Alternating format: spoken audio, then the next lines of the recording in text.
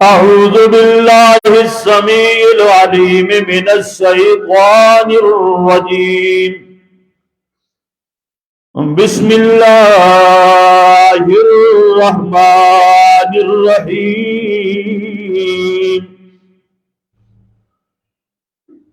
إنا نحن نزلنا الذكر وَإِنَّا لَهُ لَحَافِظُونَ.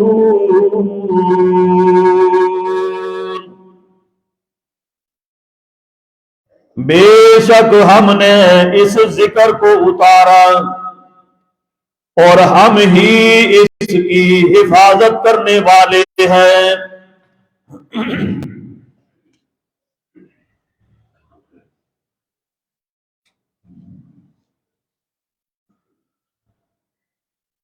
ہر قسم کی حمد و ثنا،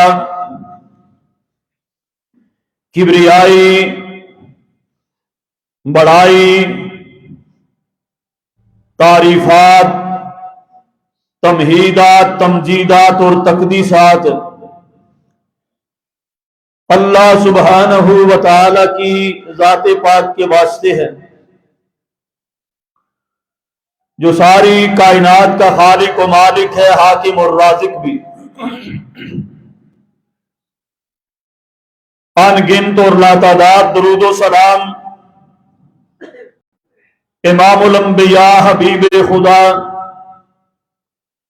جناب محمد الرسول اللہ صلی اللہ علیہ وآلہ وسلم کی ذات گرامی و اقدس پر،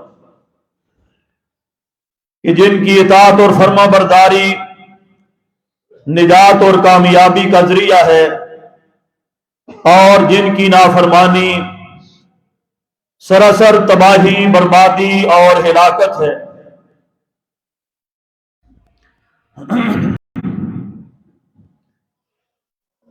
مرحلہ سی تو سن بالکل بھی نہ لگنا، کھڑکیاں ساریاں کھلتی ہیں. وہ مولوی صاحب والی گل بھی کی یاد اچھی بٹھی ہو سی تو سن بند کرو کھڑکیاں.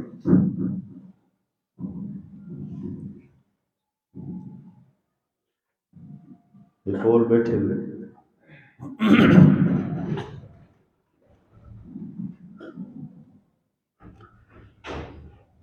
توجہ میری طرف.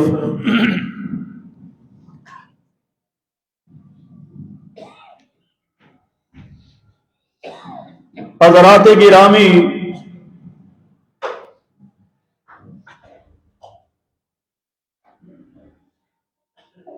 قرآن کریم اللہ رب العالمین کا کلام ہے،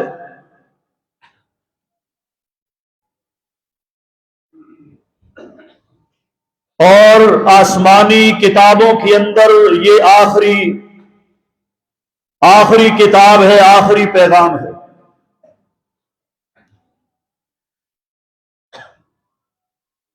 یہ کلام بزرگی والا، عزت والا، عظمت والا کلام ہے،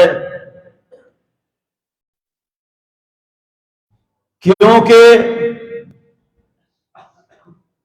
جس ذات کا یہ کلام ہے وہ ساری کائنات کا خالق اور مالک ہے. جتنی عظمت، کبریائی، شان اور مقام اللہ رب العالمین کی ہے،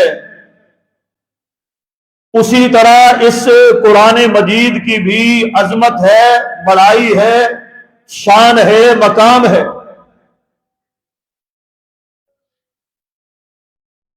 جب سے قرآن مجید کا نزول دنیا پر شروع ہوا ہے،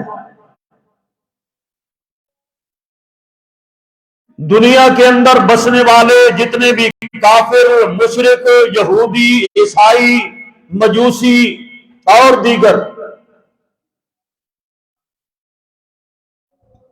قرآن مجید کے نزول کے وقت سے لے کر آج تک اور قیامت تک ان میں سے کچھ لوگ قرآن مجید کی دشمنی میں پیش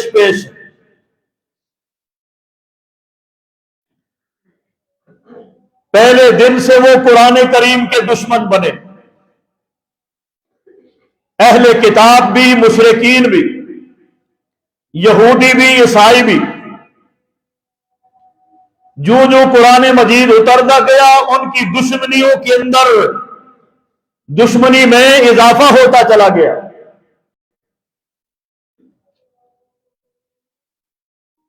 چاہیے تو یہ تھا کہ وہ قرآن مجید پر،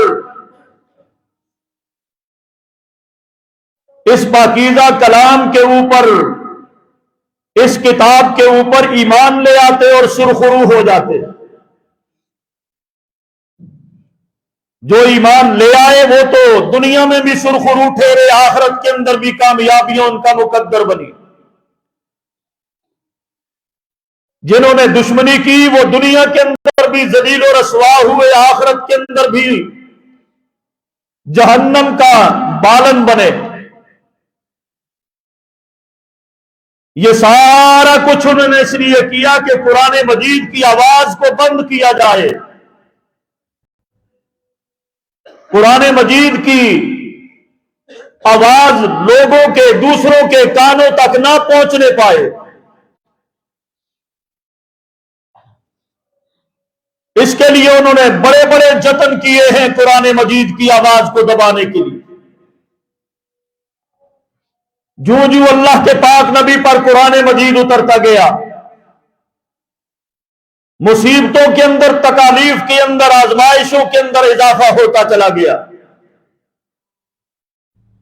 اور ان ظالموں نے کبھی تو فرمایا، ان کافروں نے کبھی تو کہا کہ یہ محمد نے نعوذ باللہ اپنی طرف سے گھڑ لیا ہے، یہ خود بنا لیتا ہے۔ کبھی وہ ظالم کہتے کہ یہ نعوذ باللہ یہ جادوگری ہے، جادوگر ہے یہ۔ اور کبھی انہوں نے ساحر کہا، کبھی مجنو کہا، دیوانہ کہا، کبھی نعوذ باللہ پاگل کہا، کبھی محبوط الحواس شخص کہا۔ آگے بڑھ کر اللہ کے پاک نبی کو جہاں ذہنی تکالیف پہنچاتے، جسمانی طور پر بھی، اللہ کے پاک نبی کے راستے میں روڑے اٹکاتے، کانٹے بچھاتے۔ یہ ساری قرآن مجید کی دشمنی تھی حقیقت میں، کہ یہ کتاب لے کر کیوں آیا ہے۔ جب اللہ کے پاک نبی کہیں پر قرآن مجید کی تلاوت فرماتے تو کافر لوگ کہتے وَقَالَ الَّذِينَ كَفَرُوا لَا تَسْمَعُوا لِهَذَا الْقُرْآنِ وَالْغَوْا فِيهِ لَعَلَّكُمْ تَغْلِبُونَ۔ کافر لوگ کہتے جب یہ محمد کہیں پر قرآن پڑھے، کبھی مکہ کے شہر میں یا گلیوں میں، تو وہاں پر آپ شور و غل کیا کرو، لا تسمعوا نہ سنا کرو، لہذا القرآن اس قرآن کو، والغوا فیہ شور و غل کیا کرو، لعلکم تغلبون تاکہ تم اس قرآن کی آواز پہ غالب آ جاؤ۔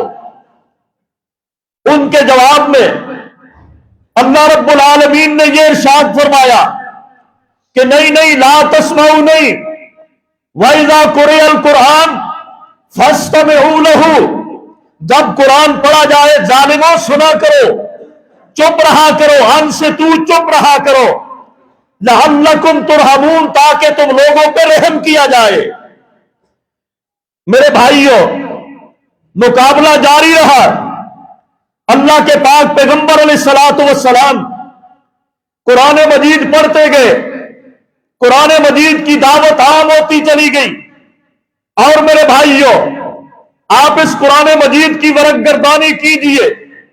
اس قرآن مجید کے اندر 350 آیتیں ایسی ہیں جو یہ بتلاتی ہیں کہ یہ قرآن مجید صرف عربیوں کے لیے نہیں آیا، یہ قرآن مجید کسی خاص بستی کے لیے نہیں ہے، قرآن مجید کسی خاص علاقے کے لیے نہیں ہے، قرآن مجید کسی خاص قوم یا قبیلے یا برادری کے لیے نہیں ہے، قرآن مجید کسی بھی خاص ملک کے لیے نہیں ہے۔ 350 آیتیں اس بات کا اعلان کرتی ہیں کہ یہ قرآن مجید روز اول سے لے کر آخر تک، قیامت تک، آخری انسان کے پیدا ہونے والے کے لیے بھی قرآن مجید کی تعلیم آئی ہے۔ اللہ نے اس کو ہر انسان کے لیے نازل کیا ہے، صرف مسلمانوں کے لیے نہیں۔ قرآن مجید کافروں کے لیے بھی ہے، ہر انسان کے لیے اللہ پاک نے قرآن مجید کو اتارا ہے۔ وہ قرآن مجید جو ہر انسان کی انفرادی زندگی کے اندر بھی اس کی رہنمائی کرتا ہے، اور یہ قرآن مجید ہر آدمی کی اجتماعی زندگی کے لیے بھی قرآن رہنمائی کرتا ہے۔ زندگی انفرادی ہو تو بھی، زندگی اجتماعی ہو تو بھی میرے بھائیو قرآن اس کی رہنمائی کرتا ہے، اور یہ قیامت تک آنے والے آخری انسان کے لیے یہ کتاب ہے، اور یہ اللہ کا کلام ہے۔ میرے بھائیو یاد رکھو، جو اس قرآن مجید سے جڑ گیا، جو لوگ اس قرآن مجید سے جڑ گئے وہ کامیاب و کامران ٹھہرے ہیں، اور جو اس سے دور ہوئے وہ ناکام و نامراد ہوئے۔ آپ اندازہ لگائیے، یہی قرآن مجید ہے، جبریل امین اس سے جڑے، سارے فرشتوں کے سردار بن گئے، اور رمضان المبارک قرآن مجید سے جڑا، سارے مہینوں کا سردار بنا ہے۔ لیلۃ القدر قرآن سے جڑی ہے، ساری راتوں کی سردار بنی ہے۔ اور میں تو کہتا ہوں میرے بھائیوں، اگر ابو بکر صدیق بنا ہے قرآن کی وجہ سے، عمر فاروق بنا ہے قرآن کی وجہ سے، عثمان ذی النورین بنا ہے قرآن کی وجہ سے، علی حیدر کرار بنا ہے قرآن کی وجہ سے، امیر معاویہ مدبر امت بنا ہے قرآن کی وجہ سے، خالد سیف اللہ بنا ہے قرآن کی وجہ سے، ابو ہریرہ حافظ الحدیث بنا ہے قرآن کی وجہ سے، اور عبداللہ بن عباس مفسر قرآن بنا ہے قرآن کی وجہ سے، اور اگر بلال میرے بھائیوں مؤذن رسول بنا ہے تو قرآن کی وجہ سے۔ جو قرآن سے جڑتے گئے کامیاب و کامران ہوتے گئے، بلندیوں کو پاتے گئے، اور جنہوں نے قرآن کو چھوڑا وہ دنیا میں بھی ذلیل ہوئے، آخرت کے اندر بھی ذلت اور رسوائی ان کا مقدر۔ اللہ اکبر۔ اور میرے بھائیوں یہ قرآن انقلابی کتاب ہے، قرآن انقلاب لے کے آیا ہے۔ جب قرآن آیا ہے قرآن نے اس قوم کو بدل دیا، ان کے رسم و رواج کو بدل دیا، ان کی سوچ کو بدل دیا، ان کے فکر کو بدل دیا، چال چلن کو بدل دیا، دنوں کو بدل دیا، راتوں کو بدل دیا، لڑائیوں کو محبتوں میں بدل دیا۔ اور یہ قرآن ہی تھا اس گمبھار قوم کو، بدو قوم کو، اونٹوں کے چرواہے بھیڑوں کے گواہان، اس قوم کو میرے بھائیوں اٹھا کر دنیا کی سپر پاور اور تہذیب اور تمدن رکھنے والی قوم اگر بنایا ہے قرآن نے بنایا۔ پڑھ کے تو دیکھو قرآن کے نزول سے پہلے عرب کی حالت کیا تھی، عربوں کی، اور قرآن کے ساتھ جڑنے کے بعد ان کی حالت کیا بنی۔ یہ سب تبدیلی قرآن کی وجہ سے آئی، انقلاب بپا کر دیا قرآن مجید نے۔ یہ وہ عالی شان کتاب ہے مسلمانوں، کس طرح ان کی سوچوں کو بدلا، کس طرح ان کی فکر کو بدلا۔ میں ایک دو مثالیں آپ کے سامنے رکھتا ہوں۔ اللہ اکبر۔ صحابی رسول رضی اللہ تعالیٰ عنہ نماز پڑھتا اٹھ کے چلا جاتا ہے، نماز پڑھتا اٹھ کے چلا جاتا ہے، کوئی ذکر نہیں، کوئی ورد نہیں، کوئی وظیفہ نہیں۔ صحابہ نے کہا یا رسول اللہ صلی اللہ تعالی علیہ وسلم، یہ بندہ ہے عجیب، اس کا طرز عمل ہے کہ ہر نماز کے بعد فوراً اٹھ کے نکل جاتا ہے،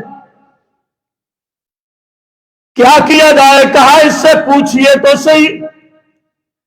میرے بھائی اگلی نماز کے اوپر جب وہ آیا اٹھ کے جانے لگا تو اللہ کے پاک نبی نے اشارہ کیا قریب آیا، بیٹھ گیا۔ اللہ کے پاک نبی نے ارشاد فرمایا، کیا وجہ ہے اے میرے صحابی، ہر نماز پر ہر روز تو اٹھ کے نکل جاتا؟ کہنے لگا حضور بات بتانے کی تو نہیں، اب آپ نے سوال کر دیا ہے تو بتانا بھی ضروری ہے۔ کہا بتاؤ، تیرے ساتھی تیرے بارے میں فکر مند ہے۔ کہنے لگا حضور بات صرف اتنی ہے، کوئی لمبی چوڑی بات نہیں۔ آپ دیکھ رہے ہیں میرے جسم کے اوپر ایک ہی یہ کپڑا موجود ہے، میرے جسم پر یہ ایک کپڑا، ایک چادر موجود ہے۔ میرے جلدی جانے کی وجہ یہ ہے میرے گھر کے اندر کوئی دوسری چادر نہیں، میرے گھر کے اندر کوئی دوسرا کپڑا موجود نہیں، میں اس لیے جلدی واپس چلا جاتا ہوں، کہیں میری بیوی کی نماز قضا نہ ہو جائے، اس کے پاس کوئی کپڑا موجود نہیں، میں جا کے گھر کے کونے میں چھپ کے بیٹھ جاتا ہوں اور یہ کپڑا، یہ چادر میں اسے عطا کرتا ہوں تاکہ وہ اللہ کے سامنے سجدہ ریز ہو جائے۔ گھر میں درجنوں کپڑے سوٹ رکھنے والوں، پھر نماز نہ پڑھنے والوں، گھر میں درجنوں کپڑے رکھنے والی میری مائیں بہنیں، پھر نماز نہ پڑھنے والی، اس صحابی کا طرز عمل دیکھو، اس کی سوچ کو کس نے بدلا، اس کی فکر کو کس نے بدلا ہے کہ کہیں پر میری بیوی کی نماز قضا نہ ہو جائے۔ ایک کپڑا رکھنے کے باوجود دونوں میاں بیوی پکے میرے بھائی جو نمازی ہیں، اللہ کی عبادت کرنے والے۔ اس طرح قرآن نے ان کو تبدیل کیا، اس انداز سے قرآن نے ان کے چال اور چلن کو تبدیل کر دیا، سوچ اور فکر کو تبدیل کر دیا۔ ایک مثال اور دیتا ہوں، صحابی رسول دن کا تھکا ہوا، محنت کر کے، مشقت کر کے آ کے لیٹا ہے، نماز پڑھ کے چارپائی پہ لیٹا ہے، آواز دی ہے بیوی کو، اے میری بیوی پانی تو پلا دو۔ میرے بھائیو بیوی باہر گئی ہے پانی لینے کے لیے، واپس آئی ہے، صحابی پہ نیند کا تھکاوٹ کا غلبہ ہے، صحابی سو چکا ہے۔ یہ ہے قرآن کے ماننے والے، ان لوگوں کی زندگیوں کو قرآن نے بدلا ہے۔ وہ بیوی آئی ہے، پانی کا پیالہ ہاتھ میں پکڑ رکھا ہے، اللہ کے بندو اس نے دیکھا خاوند سو چکا ہے، اب بیوی سوچ میں پڑی ہے خاوند کو بیدار کروں تو اس کے حرام میں حرج ہو جائے گا، پھر دن کا تھکا ہوا ہے، محنت مزدوری مشقت اٹھا کے، اور اگر میں واپس چلی جاؤں پانی واپس لے جاؤں، پھر یہ اٹھے گا پانی مانگے گا، اور جناب میں سو چکی ہوں گی، پانی اسے کون دے گا؟ یہ سوچ کر بیوی وہاں پر کھڑی ہے تو کھڑی رہ گئی۔ اللہ اکبر، حدیث کی کتابوں میں موجود ہے، کھڑی رہی، تہجد کا ٹائم ہو گیا، صحابی کی آنکھیں کھلی، تہجد کے لیے بیدار ہوا، دیکھا تو سرانے کے پاس عورت کھڑی ہے، کون ہے تو؟ کہا تیری بیوی جو ہوں۔ کہنے لگا کیا معاملہ ہے، تو کیوں کھڑی ہے؟ کہنے لگی کہ رات کو آپ نے پانی جو مانگا تھا پانی میں لینے گئی ہوں، واپس جو آئی ہوں تو آپ نیند کی وادیوں میں چلے گئے، آپ سو گئے ہو، اور میں اس وقت سے کھڑی ہوں، کہیں آپ بیدار ہوں گے پھر پانی مانگیں گے اور میں سو جاؤں گی، کون آپ کو پانی پلائے گا؟ اس لیے میں کھڑی ہو گئی اور آپ کو بیدار بھی نہیں کیا، کیونکہ آپ سارے دن کے تھکے ماندے۔ مسلمانوں، یہ لوگ تھے جن پر قرآن نے اثر کیا تھا، جن کی زندگیوں کو قرآن نے اس انداز سے تبدیل کیا تھا۔ اب وہ بڑا حیران ہوا کہ یارو اتنی وفادار میری بیوی، اتنی خدمتگار میری بیوی، اتنی وفاشیار میری بیوی، خوش ہو گیا، خوش ہو کے کہتا ہے میری بیوی تو نے میرے دل کو خوش کر دیا ہے، آج میرا دل کرتا ہے کوئی اپنی آرزو کوئی تمنا پیش کرے، میں تیری آرزو پوری کرنے کے لیے تیار، کوئی خواہش بتاؤ۔ سوچو، سنو مسلمانوں، بیوی کا جواب سنو۔ کہا نہیں، اللہ کا بڑا فضل ہے، کرم ہے، کسی چیز کی ضرورت نہیں۔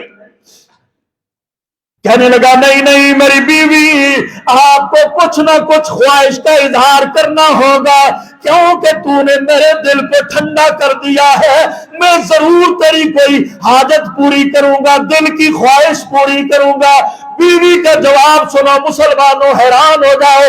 کہنے لگی ہے میرے سر کے تاج، اگر آپ میری کوئی دل کی تمنا پوری کرنا چاہتے ہو، ایک میرے دل کی تمنا ہے۔ کہا بتاؤ وہ کیا ہے؟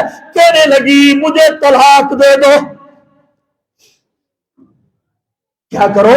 مجھے طلاق دے دو، یہ ہے میرے دل کی تمنا۔ کہا میں تجھے طلاق دے دوں، تجھ جیسی خدمتگار بیوی پھر مجھے کہاں ملے گی؟ ایسا تو نہیں ہو سکتا، لیکن ایک شرط ہے، چونکہ میں کہہ چکا ہوں تیری تمنا پوری کروں گا، لیکن ایک شرط پر پوری کروں گا۔ ابھی میں بھی جاؤں گا نماز پڑھنے کے لیے مدینہ، مسجد کے اندر پیغمبر کے پیچھے، تو بھی جائے گی، دونوں یہ معاملہ نبی پاک کی خدمت میں پیش کریں گے، اور اگر اللہ کے نبی نے اجازت دی تو دے دوں گا، ورنہ نہیں۔ اب یہ دونوں گھر سے نکلے ہیں مسلمانوں، راستے میں ٹوئے ٹبے بھی ہیں، ایک جگہ کے اوپر خاوند گرتا ہے، لڑکھڑا کے گر جاتا ہے، جب گرتا ہے تو پاؤں کی ہڈی ٹوٹ گئی، پاؤں کی ہڈی ٹوٹ گئی۔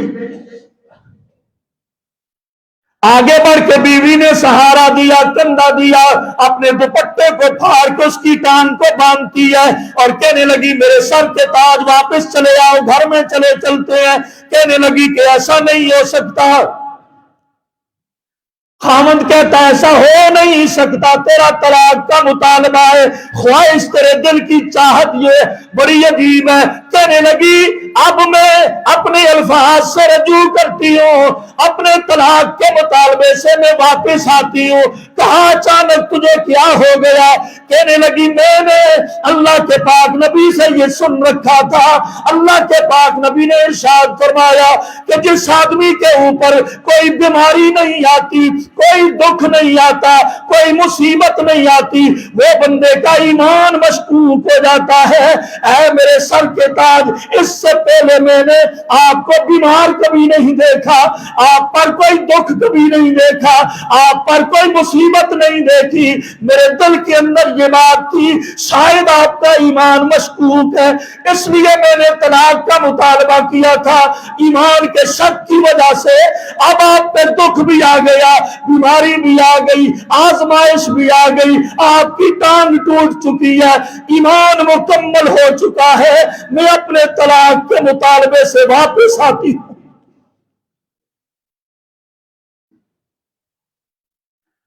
یہ تھا ان عورتوں کا ایمان، یہ تھی ان عورتوں کی سوچ۔ یہ سوچ کس نے بدلی؟ میرے بھائیوں قرآن نے بدلی، قرآن نے۔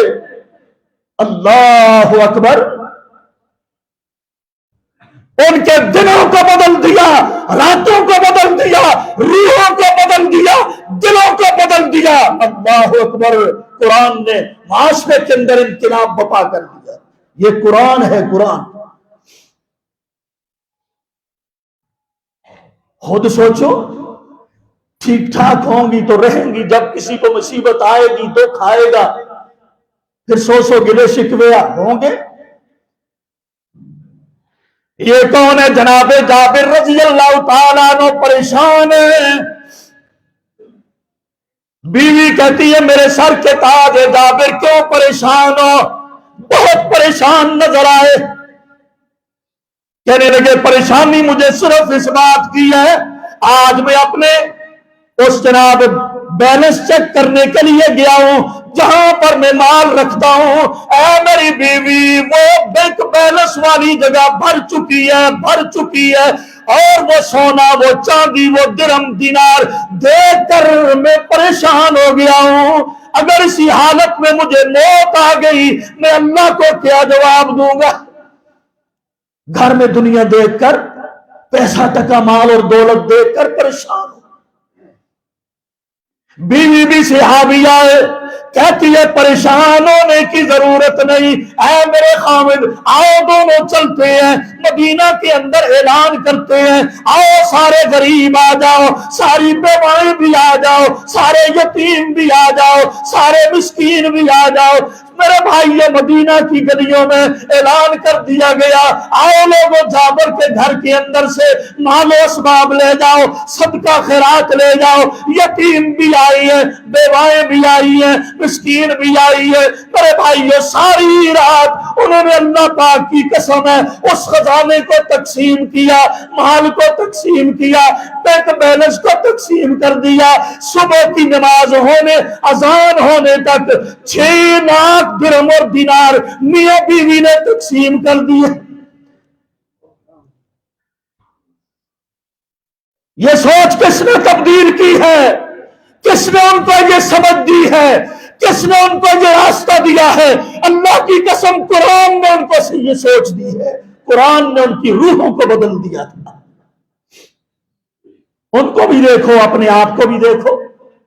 آج کا مسلمان کہاں کھڑا ہے؟ علی مرتضی آتے ہیں، امیر المومنین ہے،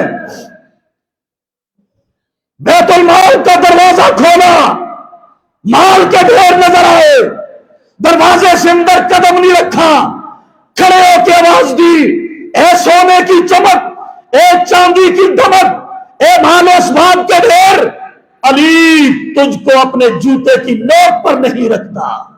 واپس آ گئے، حکم دیا جاؤ اس مال و اسباب کو غربا میں تقسیم کرو.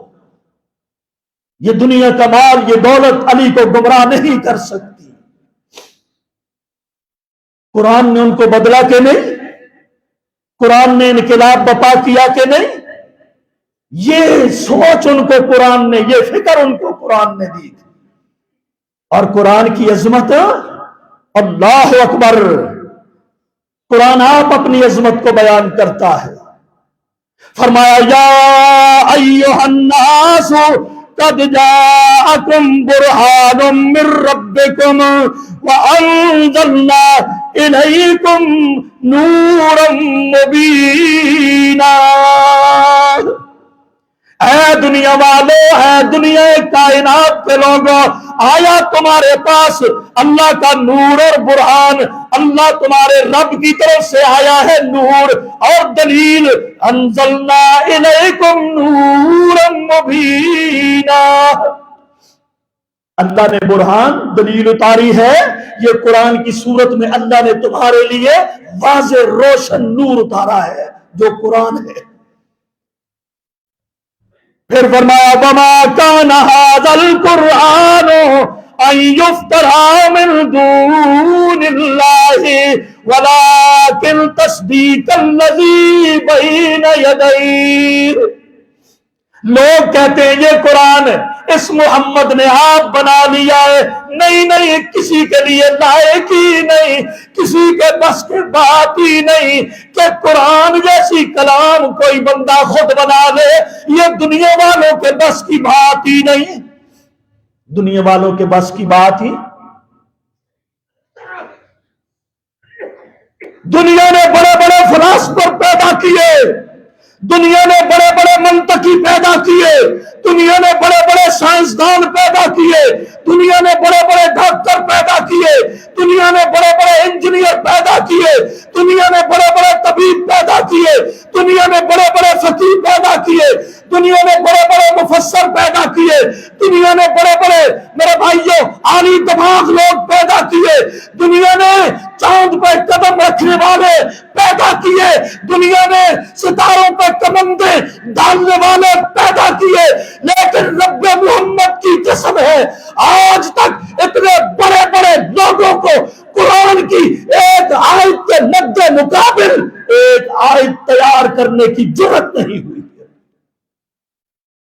کر سکا ہے کوئی؟ بڑی بڑی دنیا پیدا ہو کے مر گئی، چاند پہ لوگوں نے جانے کے دعوے کیے، ہواؤں میں اڑنا سیکھ لیا، سمندروں کی تہوں میں جا پہنچے، کیا سے کیا دنیا نے ایجاد کر لیا، لیکن اگر ایجاد نہیں ہو سکی، اللہ کی عزت کی قسم ہے قرآن جیسی ایک آیت دنیا سے تیار نہیں ہو سکی، اور نہ ہو سکتی ہے، اور نہ ہو سکتی ہے۔ کیوں؟ یہ تو قرآن کہتا ہے نا، قرآن قُلْ لَئِنِ اجْتَمَعَتِ الْإِنسُ وَالْجِنُّ عَلَىٰ أَن يَأْتُوا بِمِثْلِ هَٰذَا الْقُرْآنِ لَا يَأْتُونَ بِمِثْلِهِ وَلَوْ كَانَ بَعْضُهُمْ لِبَعْضٍ ظَهِيرًا۔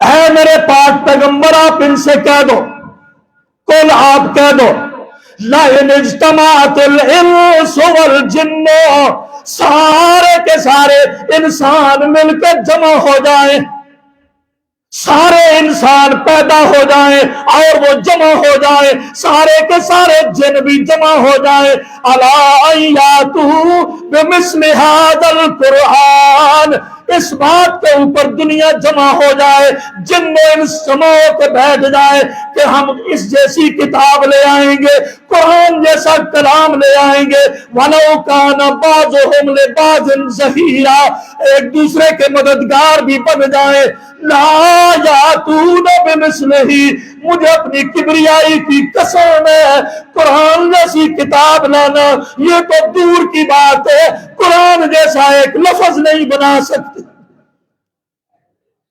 یہ کیا ہے؟ یہ عظمت قرآن ہے، یہ شان قرآن ہے، یہ قرآن کا معجزہ ہے، یہ اللہ کا کلام ہے، دنیا مل جائے اس جیسا ایک لفظ بنا سکتے، ایک آیت بنا سکتے نہیں۔ یہ قرآن کی عظمت ہے میرے بھائی۔ ہاں، ایک نکلا تھا کینیڈا سے قرآن کو چیلنج کرنے کے لیے، وہ ڈاکٹر ملر، اس نے کہا میں قرآن کو چیلنج کرتا ہوں، چیلنج کو میں قبول کرتا ہوں، میں اس جیسی کتاب بناؤں گا۔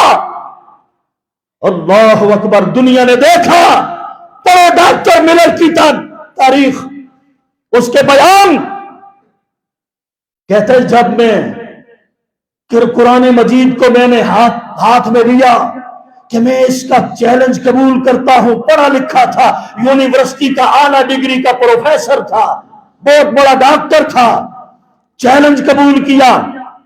کہتا ہے جب میں نے قرآن کو ہاتھ میں لیا، جب میں نے قرآن کا پہلا صفحہ کھولا، اس کے اوپر یہ بات لکھی ہوئی مجھے ملی کہ ذالک الکتاب لا ریب فیہ، میں نے اس کا ترجمہ پڑھا، ترجمہ یہ تھا کہ اس قرآن کے اندر، اس کتاب کے اندر کوئی غلطی نہیں ہے،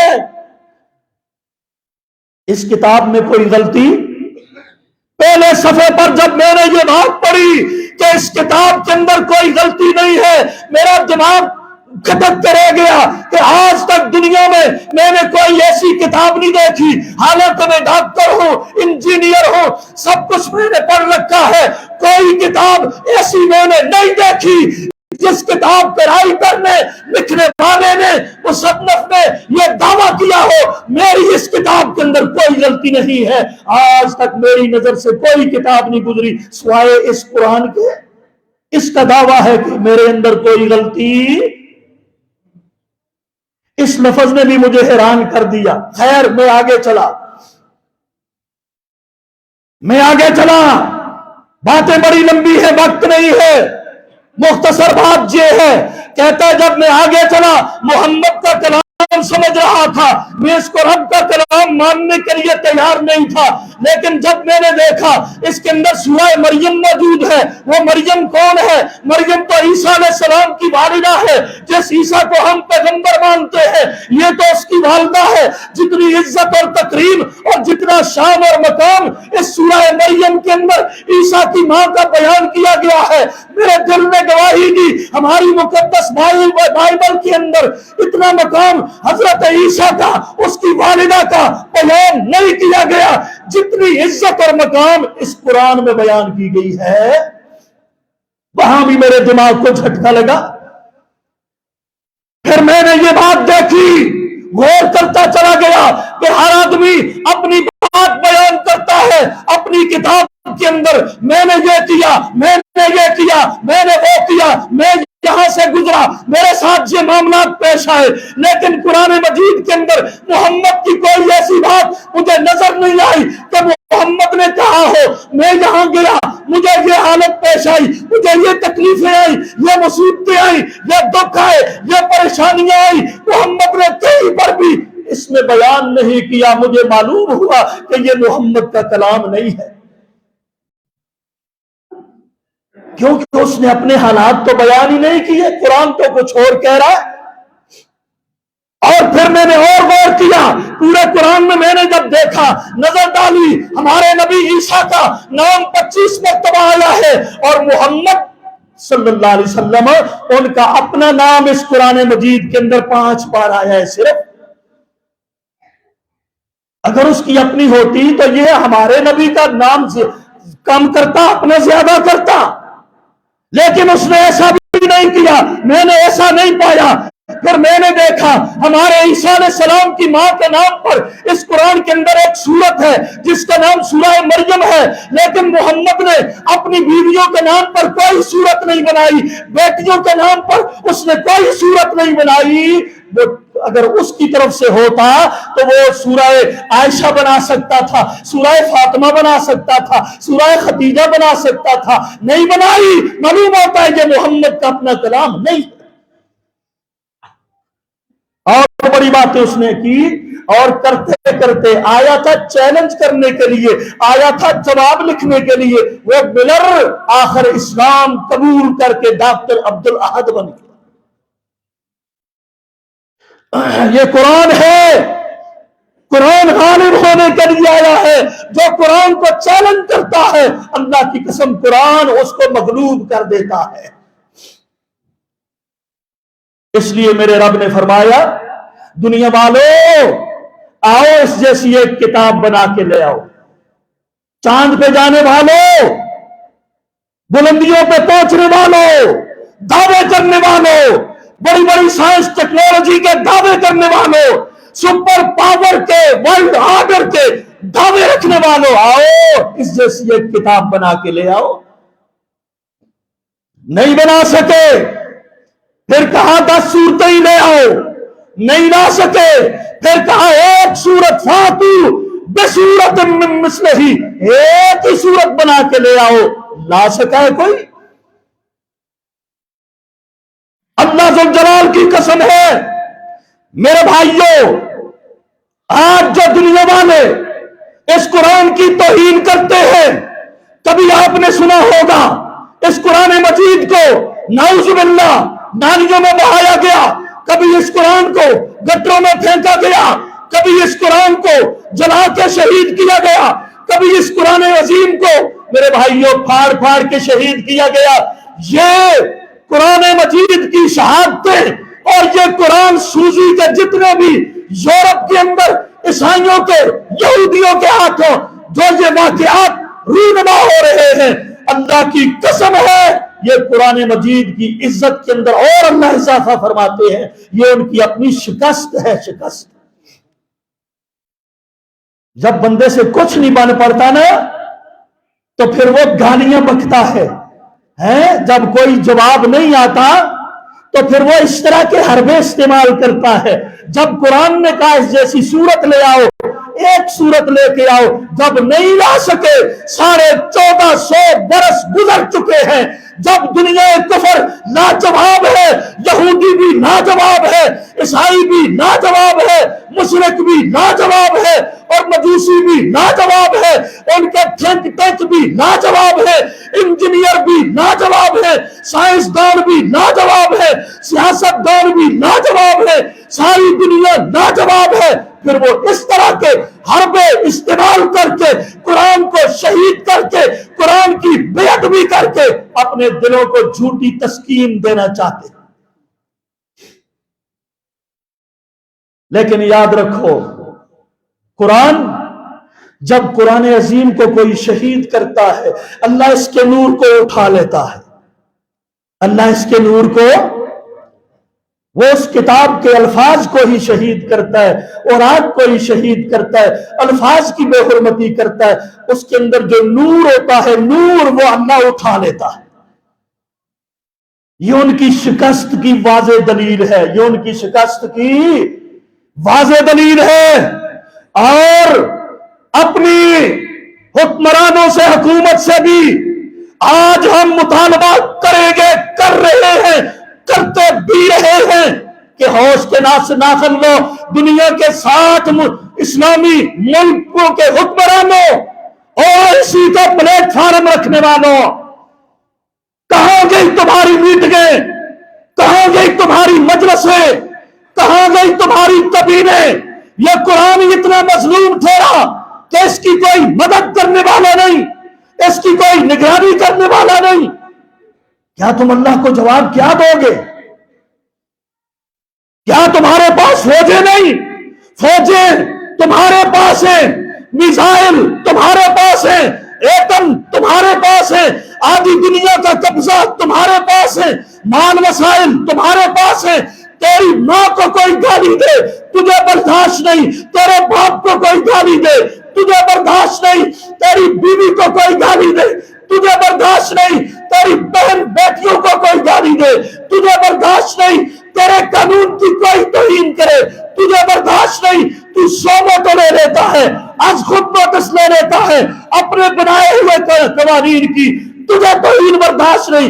ایک ہی اللہ کی عظیم کتاب اور کلام رہ گیا ہے کہ جس کی دنیا کفر، چوڑے چمار، وہ گندے غلیظ، وہ کافر میرے بھائیوں توہین کرتے ہیں، اس کے اوپر آپ کے منہ پر ٹھگڑی کیوں لگ چکی؟ انہیں بولنا چاہیے کہ نہیں؟ بائیکاٹ کرنا چاہیے کہ نہیں؟ سویڈن کے چوڑے چماروں کا بائیکاٹ کیا جائے، ناروے کے چوڑے چماروں کا بائیکاٹ کیا جائے، کیا جانا چاہیے کہ نہیں؟ لیکن اے قرآن، تو اکیلا رہ گیا۔ اے قرآن، اے قرآن مجید، اے قرآن عظیم، آج تیری پشتبانی کرنے والا کوئی نہیں۔ کبھی تو وہ وقت تھا طارق بن زیاد نکلتا تھا، کبھی وہ وقت تھا وہ محمد بن قاسم نکلتا تھا، کبھی وہ وقت تھا صلاح الدین ایوبی نکلتا تھا، اور کبھی وہ وقت تھا قتیبہ بن مسلم نکلتا تھا، کبھی وہ وقت تھا وہ غوری نکلا کرتے تھے۔ آج ان کے نام پر تو نے غزنوی غوری میزائل بنا کر سجا کے رکھ چھوڑے ہیں۔ کب ان کو چلائے گا؟ قرآن کی حرمت لٹتی رہے گی، قرآن کی عزت پامال ہوتی رہے گی، اور تو دیکھتا رہ جائے گا، اپنے ان میزائلوں کو شو کیس پہ سجا کے رکھے گا۔ تجھے شرم نہیں آتی؟ اللہ رسول کو تو کیا جواب دے گا؟ کیا تو نے مرنا نہیں؟ ہم تمہاری وساطت سے، میڈیا کی وساطت سے، ہم دنیا کائنات کو اور بالخصوص مسلمان حکمرانوں کو ہم یہ باور کروانا چاہتے ہیں، آگے بڑھو، اٹھ کے قرآن مجید کی پہرے داری کرو۔ اگر نہیں کرو گے تو قرآن آپ کہتا ہے وَيَسْتَبْدِلْ قَوْمًا غَيْرَكُمْ ثُمَّ لَا يَكُونُوا أَمْثَالَكُمْ۔ اگر تم نے قرآن عظیم کی پہرے داری، چوکیداری سے ہاتھ پیچھے کھینچ لیا، یستبدل قوما غیرکم، اللہ تمہیں تباہ و برباد کر کے کسی اور قوم کو لے آئے گا۔ ثم لا یکونوا امثالکم، پھر تمہیں کہیں ٹھکانہ نہیں ملے گا، وہ لوگ تم جیسے نہیں ہوں گے جو ہم لائیں گے پھر۔ اور مسلمانوں، تمہاری ذمہ داری، میری تمہاری ذمہ داری یہ ہے، آؤ اس قرآن سے محبت کرنے والے بن جاؤ۔ اس قرآن کو وہ توہین کرتے ہیں تم سینے سے لگا لو، وہ توہین کرتے ہیں تم پیشانی پہ سجا لو۔ اس قرآن مجید کے اوپر دل و جان سے ایمان لے آؤ، اس قرآن مجید کی دل و جان سے تلاوت کرنے والے بنو، اس قرآن مجید کو سیکھنے اور سکھانے والے بنو، اور اس قرآن مجید کے لیے اپنے گھروں سے بچوں کو نکالو، جو بچے تمہارے اس قرآن کو اپنے سینے میں محفوظ کر کے قرآن کے محافظ بن جائیں۔ کرو گے انشاءاللہ؟ اپنے بچوں کو قرآن کے لیے وقف کرو گے؟ اور جب بھی قرآن عظیم کی کسی نے توہین کی ہے، اللہ ذوالجلال کی قسم، ان کی اپنی رپورٹیں کہتی ہیں قرآن کو پڑھنے والے اور قرآن اسلام کو قبول کرنے والوں میں اضافہ ہوتا ہے۔ یہ بھی اضافے کا ایک ذریعہ ہے۔ لوگ سمجھتے ہیں پھر کہ کیوں اس کتاب کی توہین کی گئی، یہودی بھی پڑھتا ہے، عیسائی نوجوان بھی پڑھتا ہے، جب پڑھتا ہے تو دائرہ اسلام میں داخل ہو جاتا ہے۔ پچھلی رپورٹوں کے مطابق بھی یورپ میں یہ توہین کے واقعات قرآن عظیم کے اسلام کی بڑھوتری کا بڑا سبب بنے، اور انشاءاللہ آگے بھی بنے۔ اللہ اتنا ہی ابھرے گا جتنا کہ دبا دیں گے۔ اللہ تعالیٰ مجھے اور آپ سب کو قرآن مجید کی عظمت کو سمجھنے کی توفیق عطا فرمائے۔ یہ انقلابی کتاب ہے، اس نے دنیا میں انقلاب برپا کیا ہے، اور یہ کتاب مغلوب ہونے کے لیے نہیں، یہ غالب ہونے والی کتاب ہے۔ اللہ تعالیٰ مجھے اور آپ سب کو سمجھنے کی، عمل کی توفیق عطا فرمائے۔ وما علیہ الا البلاغ المبین۔